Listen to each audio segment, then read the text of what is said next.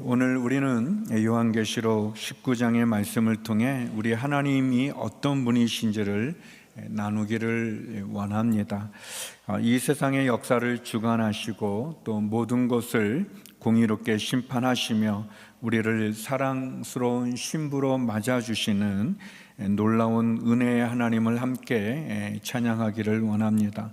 우리가 살아가는 이 시대는 혼돈과 불의가 넘쳐나는 것처럼 보일 때가 많이 있습니다. 악한 세력이 승리하는 것 같고 의로운 자들이 고통받는 듯한 현실 앞에서 종종 우리는 우리의 믿음이 흔들릴 때도 있습니다. 그러나 오늘 본문은 우리에게 분명히 선포합니다. 하나님이 모든 것을 통치하시고 그분의 심판은 참되고 공의로우시며 마침내 승리하시는 분은 오직 하나님 한 분뿐이라는 것을 우리에게 말씀합니다. 저는 오늘 본문을 통해 세 가지를 나누고자 합니다. 먼저는 공의로운 심판을 행하시는 하나님을 찬양하고, 둘째는 우리를 어린 양의 혼인잔치에 참여하게 하신 하나님께 감사하고, 마지막으로 가장 큰 복을 베푸시는 하나님을 높여드리기를 원합니다. 이 말씀을 통해 우리의 심령이 주님의 은혜로 충만해지고 우리의 삶의 모든 순간마다 하나님을 찬양하고 경배하는 복된 시간이 되기를 소망합니다. 먼저 첫 번째로 공의로운 심판을 행하시는 하나님을 나누고자 합니다.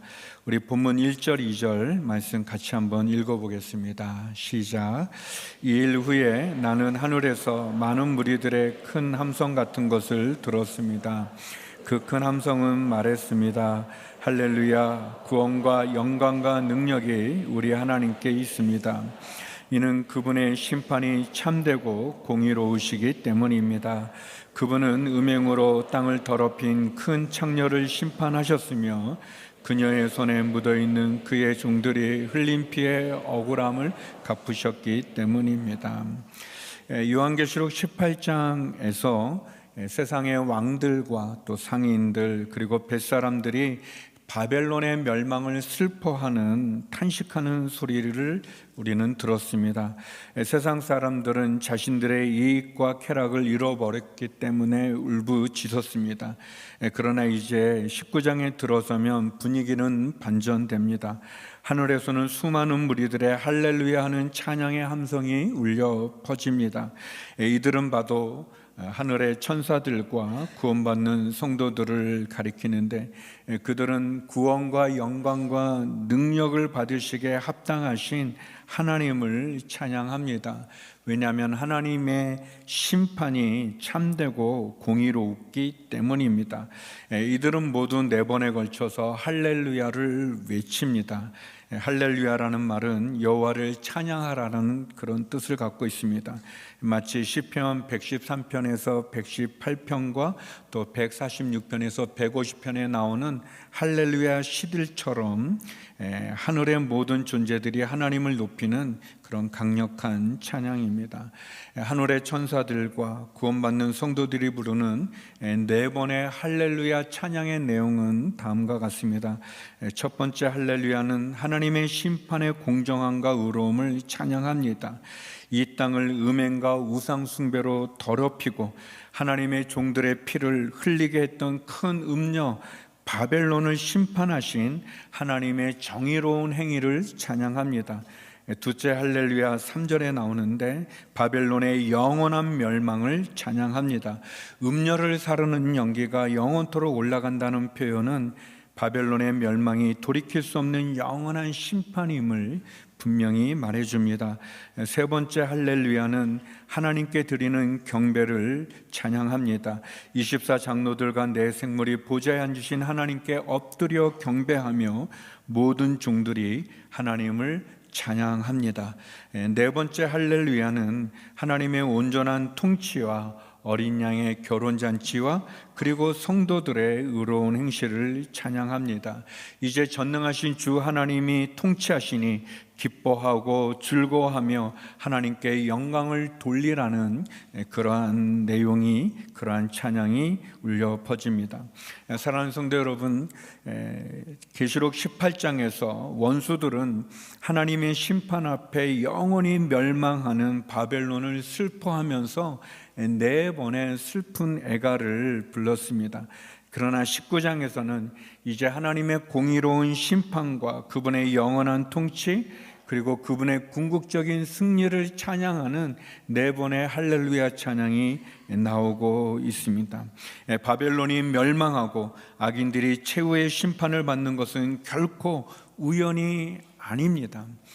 그것은 이미 계시록 6장 10절에서 순교자들이 하나님께 큰 소리로 외쳤던 기도의 응답이었습니다. 거룩하고 참되신 대주제여, 언제까지 땅 위에 사는 사람들을 심판하시고 우리의 핏값을 갚아주지 아니시려는 것입니까? 라는 순교자들의 그 간절한 기도에 대한 하나님의 응답이 지난주 나눴던 요한계시록 17장 18장의 내용이고, 이제 그 기도를 응답하신 하나님을 향해 19장에서 하늘의 천사들과 성도들이 하나님께 할렐루야 찬양을 올려드리고 있습니다. 하나님은 우리의 기도에 응답하시는 분이십니다. 성도들이 믿음으로 당하는 고난과 고통을 기억하시는 분이십니다. 그분은 악인들을 심판하시고 사단을 영원한 형벌에 가두시는 분이십니다. 이 네 번의 할렐루야 찬양을 통해 우리는 하나님의 심판이 공의롭다는 것과 악인은 영원한 형벌에 처하게 된다는 것을 다시 확인하게 됩니다. 우리의 입술이 하나님을 찬양하고 우리의 언어가 하나님을 높이고 경배할 수 있기를 소망합니다. 하나님께서는 우리의 찬양을 기뻐 받으시며 우리는 하나님을 찬양하도록 지음받은 존재들입니다. 그러면 우리는 무엇을 찬양해야 될까요? 그것은 우리를 십자가의 보혈로 구원하여 주신 하나님을 찬양하는 것입니다. 공의로운 심판을 행하신 정의로운 하나님을 찬양하는 것입니다. 그리고 영원한 통치를 이루시는, 그리고 영원한 승리를 우리에게 허락하여 주시는 하나님을 찬양하는 것입니다. 그 찬양이 울려 퍼지는 우리 온누리교회와 성도님들, 그리고 저와 우리 모두가 되기를 주의 이름으로 축원합니다. 두 번째는 결혼 잔치에 참여하게 하신 하나님의 모습입니다. 우리 6절에서 8절 말씀을 같이 읽겠습니다. 시작. 또 나는 많은 무리의 소리 같고 쏟아지는 물소리 같고 강한 청둔 소리 같은 것을 들었습니다. 그 소리들은 외쳤습니다. 할렐루야, 전능하신 우리 주 하나님이 다스리신다. 기뻐하고 즐거워하며 하나님께 영광을 돌리자. 이는 어린 양의 결혼식이 이르렀고 그녀는 밝고 깨끗한 고운 삼배를 입을 것을 허락받았기 때문이다. 이 고운 삼배는 성도들의 의로운 행실들이다. 수많은 주의 성도들이 즐거움과 기쁨으로 가득 찬 마치 많은 물소리 같고 강한 천둥소리 같은 웅장한 소리로 하나님 곧 전능하신 하나님을, 그리고 그분의 통치를 찬양합니다.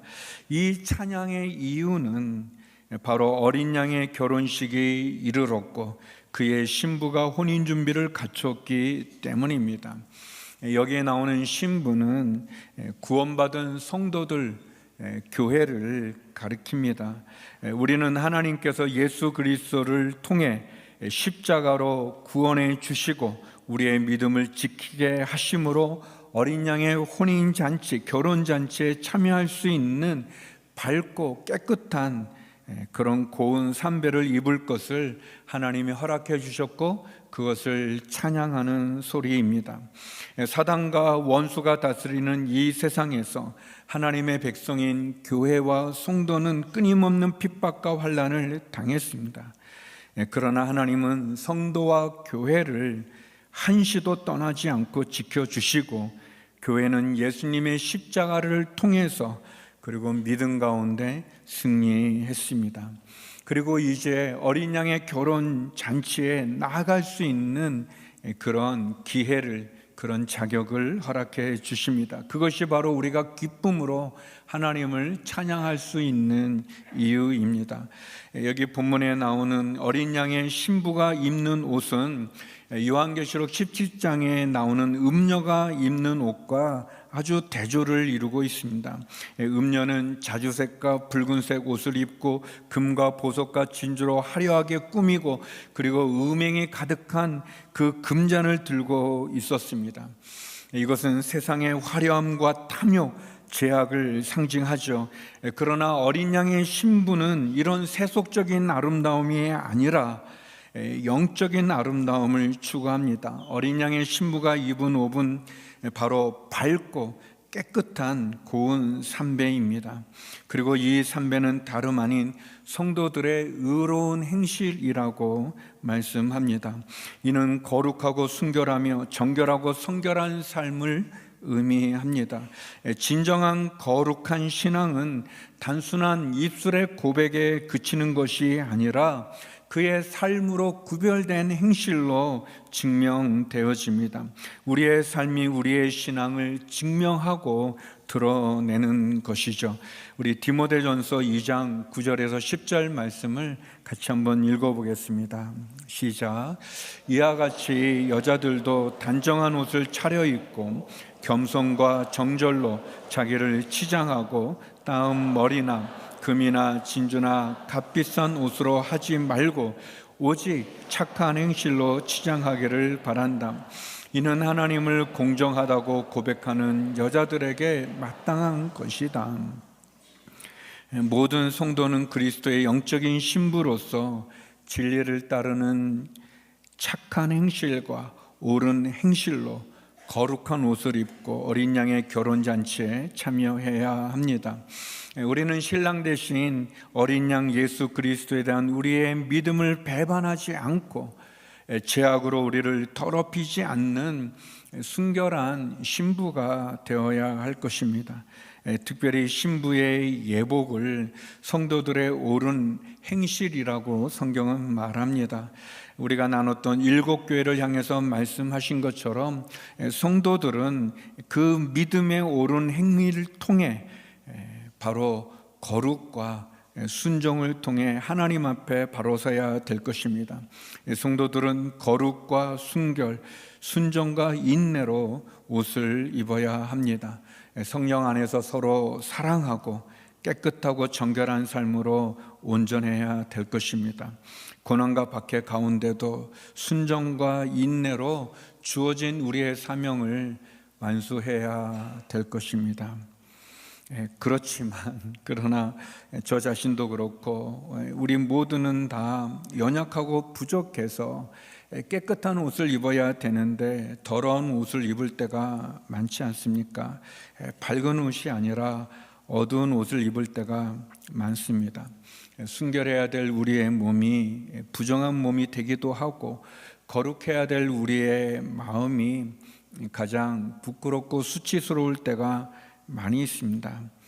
그래서 좌절하고 수치스럽고 부끄러움으로 하나님 앞에 서지 못할 때가 많이 있습니다.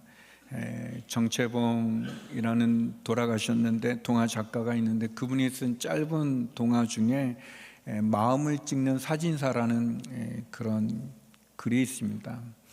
그 사진사는 우리의 겉모습을 찍는 게 아니라 우리의 마음을 찍는다고 합니다. 우리의 마음을 찍어서 인하해 보면 그 안에 참 부끄럽고 수치스러운 많은 게 있어서 결국 그 사진사는 망했다는 그런 이제 동화인데 읽으면서 참 저 자신이 찍힐까봐 제 마음이 제 생각이 찍힐까 저도 그 사진관은 이용하고 싶지 않은 그런 우리들의 현실은 그렇죠. 밝고 순결하고 깨끗한 옷을 입어야 되지만 우리가 그러지 못할 때가 많이 있습니다. 그러나 성도 여러분 낙심하지 마십시오. 계시록 19장에서 하나님을 찬양하는 성도들의 모습처럼 하나님께서 하나님께서 우리의 더럽고 부끄러운 우리의 옷을 벗겨주십니다. 믿음으로 인내하고 끝까지 십자가를 붙들고 살아가는 우리들에게 하나님께서는 우리의 더러운 옷을 벗겨주시고 주의 보혈로 깨끗해진 그 옷을 입혀주십니다. 구약의 스가랴 선지자는 환상 가운데 이런 장면을 보게 됩니다. 스가랴 3장 4절의 말씀인데요, 같이 한번 읽어볼까요? 시작. 여호와께서 자기 앞에 서 있는 천사들에게 명령하셨다. 여호수아의 저 더러운 옷을 벗기라. 그리고 여호와께서 여호수아에게 말씀하셨다. 자, 내가 내 죄를 없애버렸다. 이제 내게 아름다운 옷을 입힐 것이다. 스가랴가 환상 가운데 본 장면은 하나님의 보좌에 하나님이 앉아 계시는데 그 앞에 대제사장 여호수아, 가나안을 정복한 여호수아가 아니라 대제사장인 여호수아가 서 있습니다. 그리고 여호수아 그 오른쪽에 사단이 서 있는데, 사단은 여호수아, 대제사장 여호수아가 입은 그 더러운 옷을 하나님 앞에 고소하고 있습니다. 왜냐하면 대제사장이 입어야 될 옷은 하얀 옷입니다. 대제사장은 깨끗한 옷을 입어야 되는데, 그러나 대제사장은 그 죄악 가운데 더럽혀진 옷, 이스라엘의 그 우상을 섬기는 죄악 가운데 가는 더러운 옷, 우리가 행하는 그 부끄럽고 수치스러운 그 옷을 입고 있는 것을 사단이 참소하고 고소하는 것입니다. 그런데 놀랍게 하나님께서는 그 사단을 꾸짖으며 천사들에게 명령해서 대제사장의 더러운 옷을 벗기고 아름다운 옷을 입히라고 말씀해 주고 계십니다. 사랑하는 성도 여러분, 우리의 더럽혀진 옷으로 우리가 하나님 앞에 설 수 없고 어린 양의 그 결혼잔치에 참여하기 부끄럽지만, 하나님께서 예수 그리스도의 십자가의 보혈의 피로 우리가 끝까지 붙잡는 믿음의 인내를 통한 순종을 통해 하나님은 우리의 더럽혀진 옷을 벗어버리고 벗기시고 예수 그리스도로 깨끗해진 옷을, 아름다운 옷을 우리에게 입혀주시는 분이십니다. 하나님이 준비하신 어린 양의 결혼잔치에 초대를 받는다는 것은, 그것은 우리의 자격이나 조건에 합당해서가 아니라 하나님의 전적인 은혜인 것을 보게 됩니다. 우리의 행위나 자격에 의해서 주어진 자리가 아닙니다. 우리의 더러운 옷으로는 그 자리에 들어갈 수 없지만, 하나님께서는 우리의 의로운 행실들과 우리의 믿음을 보시고 우리의 더러운 옷을 벗기고 예수님의 보혈의 피로 깨끗해진 옷을 입혀주십니다. 성도 여러분, 주님을 바라보십시오. 십자가를 바라보십시오. 어린 양의 결혼잔치에 우리를 초청하시는 하나님의 놀라운 사랑을 만나기를 주의 이름으로 축원합니다. 그리고 그 십자가 안에 거할 때, 그 사랑 안에 거할 때 우리는 아름다운 신부가 될 수 있는 것입니다. 세 번째, 마지막으로 오늘 본문은 우리들에게 가장 큰 복을 베푸시는 하나님을 보여줍니다. 우리 9절에서 10절 말씀입니다. 같이 한번 읽어보겠습니다. 시작. 그러자 천사가 내게 말했습니다. 너는 어린 양의 결혼잔치에 초대받은 사람들은 복이 있다고 기록하라. 또 그는 나에게 말했습니다. 이것은 하나님의 참된 말씀들이다. 이 말에 나는 천사의 발 앞에 엎드려 그에게 경배하려고 했습니다. 그러자 그가 내게 말했습니다. 그러지 마라. 나는 너와 미 예수의 증거를 가진 내 형제들과 함께 종된 자니 너는 하나님께 경배하여라. 예수의 증거는 예언의 영이기 때문이다. 천사는 사도 요한에게 말합니다. 어린 양의 결혼잔치에 초대받은 사람들은 복이 있다라고 기록하라고 말씀합니다. 이 말씀은 우리를 향한 선언이죠. 하나님은 자격 없는 저와 여러분을 불러주셔서 구원하셨을 뿐만 아니라 우리를 어린 양 예수님의 사랑스러운 신부로 우리를 불러주십니다. 성도는 어린 양의 결혼잔치에 초청받은 존재이며 하나님 나라의 완전한 복을 누리게 하시는 하나님을 찬양해야 될 것입니다. 우리는 어린 양이신 예수님의 신부이면서도 또 동시에 하나님의 결혼잔치에 초대받은 귀한 손님들이기도 합니다. 이 부분은 우리가 자격이 있거나 우리가 능력이 있어서 주어지는 것이 아니라 오직 하나님의 무한한 사랑과 예수님의 십자가의 희생을 통해서 얻어지는 은혜입니다. 그래서 사도 요한이 감격하여 천사의 발 앞에 엎드려 경배하려고 할 때 천사는 즉시 제지합니다. 그러지 마라. 나는 너와 및 예수의 증거를 가진 내 형제들과 함께 종된 자니 너는 하나님께 경배하여라. 이렇게 말씀합니다. 이 말씀은 우리의 찬양을 받기에 합당한 분은 사람이 아니요, 천사도 아니요, 오직 하나님 한 분뿐이시라는 진리를 우리들에게 분명히 가르쳐 줍니다. 우리는 눈에 보이는 천사의 영광이 아니라 또 보좌에 계신 하나님 아버지께만 경배와 찬양을 돌려야 됩니다. 그러므로 우리는 오직 하나님만을 찬양하고 경배하고 그분을 높여야 됩니다. 사랑하는 성도 여러분, 사람에게 경배해서는 안 되는 거죠. 경배와 찬양은 하나님이 받으시기에만 합당한 부분입니다. 저는 93년도에 온누리교회를 처음 왔었는데, 전도사로 왔었는데, 그때 사회를 보게 됐는데, 이제 성가대가 이제 찬양 마치며 우리 귀한 찬양을 주신 성가대에게 감사의 박수를 합시다 하고 이렇게 이제 뭐 그런 멘트를 했었어요. 그런데 우리는 온누리교회는 성가 지휘자라고 말하지 않거든요. 우리 지휘자님을 성가사라고 말합니다. 우리 찬양으로 영적으로 우리를 이끄는 지도자라는 그런 의미 갖는데, 우리 홍정표 장로님이시죠. 우리 성가사님이 저에게 아니 하나님께 영광 돌린 찬양을 드린 성가대에게 왜 박수를 합니까? 찬양은 경배는 하나님만 영광 받으셔야 되는 겁니다. 제가 깜짝 놀래가지고 창피했습니다. 그래서 잘 알았다고. 그래서 여러분이 제가 사회 볼 때 잘 의식 못하지만 제가 이렇게 성가대에게 찬양하는 게 박수하는 게 아니라 성가대님 오해하지 마시고 하시고 이제 하나님, 여러분 사람에게 박수하고 사람에게 영광 돌리는 게 아니라 하나님만이 영광받고 찬양받기에 합당한 분입니다. 그러나 우리 성가대가 너무 귀하지 않습니까? 그래서 이제 멘트를 이렇게 구별해서 하나님께 영광의 박수를 올려드립니다 이렇게 박수하고, 그리고 또 수고하신 성가대에게도 박수할 때가 있어요. 아무튼 그렇게 구별해서 해야 되죠. 천사가 아마 이 천사의 그 모습이나 이 천사의 음성이나 또 이 천사가 했던 그 말에 사도 요한은 감격했을 것입니다. 감격해서 그 자신도 모르는 상황에서 아마 엎드려 천사에게 경배를 돌리려 했지만 천사는 분명히 말합니다. 나는 너와 같은 존재다.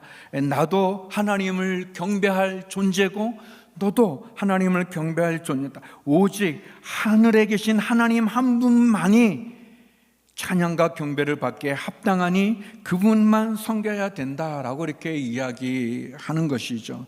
사랑하는 성도 여러분, 하나님께만 영광 돌리는 우리의 삶이 되기를 주의 이름으로 축원합니다. 사람을 섬길 수 있지만 사람에게 경배를 드리는 게 아닙니다. 우리는 하나님을 섬기도록 찬양된 존재이고 지어진 존재이고 하나님만이 우리의 경배와 찬양받기에 합당한 분이십니다. 천사는 계속 얘기합니다. 예수의 증거는 예언의 영이다라고 말합니다. 이 말씀은 성도들이 예수님에 대해서 증거할 때, 전할 때 그것은 단순한 하나의 이야기가 아니라 예언의 의미를 갖고 있다는 겁니다. 그리고 그 예언은 성령께서 감동으로 주신 것을 의미하지 않습니까? 성령님이 역사하심을 통해 우리는 예수 그리스도를 증거하고 그분의 구원 역사를 선포하게 됩니다. 성도 여러분, 어린 양의 결혼 잔치는 하나님이 우리를 위해서 예배해 놓으신 가장 큰 복을 우리에게 주시는 것입니다. 원래 하나님께서 천지를 창조하시고 에덴 동산에 아담과 하와를 만들었을 때 그들과 교제하기를 원하셨습니다. 그들이 부르는 찬양을 듣기 원하셨습니다. 그러나 인간의 죄악은, 불순종은 결국 죄를 범했고 아담과 하와는 에덴 동산에서 추방되어졌고 사망과 저주 가운데 죽어야만 됐던 존재이고 하나님과의 관계가 단절되었죠.